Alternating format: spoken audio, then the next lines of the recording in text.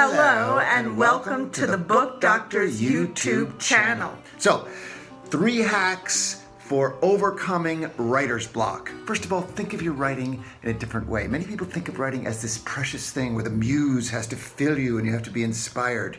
You never hear a plumber say, you know, I got plumber's block today. I'm all blocked. I can't go. I can't do it. I'm all blocked. There might be a block in the toilet. There could be a block in the toilet. And if your plumber's blocked, that's then the problem. you never hear a carpenter say, I've got carpenter's block today. I got the tools, I got the bricks, I'm just all blocked. Because they think about it in a different way. They're accomplishing something that has to be put together. And that's what you're doing also. Think about your work in a different way as a plumber or a carpenter or something like that. Okay, number 2. Instead of worrying about all the shit that you have no control over, like why God is so ambivalent towards you or why you're not 6'3", which I worry about and I think about.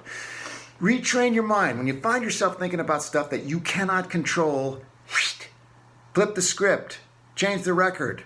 Think about the next thing that you're going to write. If it's a piece of nonfiction, what's the argument that you're going to make? What's the first line if you're writing a piece of fiction? What's the conflict? What do these people desperately want? What does it smell like? What does it look like? By the time I've sat down to write, I have a whole scenario in my head, and I often have a first line. And when you have a first line that you like, boom, it just sort of jumpstarts you. Okay, number 3. A body in motion tends to remain in motion. A body at rest tends to remain at rest. Every single day, do something on your book, whether it be a punctuation on one page or trying to come up with some cool titles.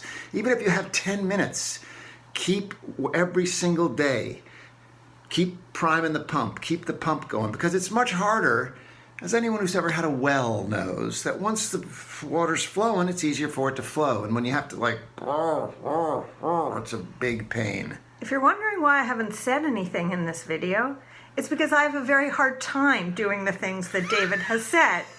So I figured the person who's the expert should talk and I should listen. Well, you could talk about the difficulties that you face. I have a book that's now 6 months overdue. Oh, yes, she does. Yeah. So here's one last piece of advice from someone who suffers from writer's block or whatever you want to call it.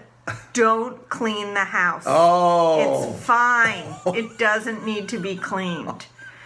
All right, everybody. That may be the best hack of them all. Might be the best hack of them all. So if you have comments on other things you do to overcome writer's block, please put them below to help all the other writers out there.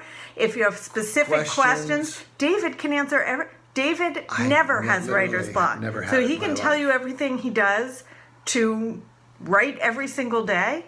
He has many more hacks than that, but I made him limit it to 3. And please subscribe to our newsletter, which you can do at our website, www.thebookdoctors.com. Subscribe to our YouTube channel and send us a little thing, and I subscribed, and we'll do something nice for you. All right. See you at the bookstore. Hello, and welcome to the book YouTube Doctor Book Face page.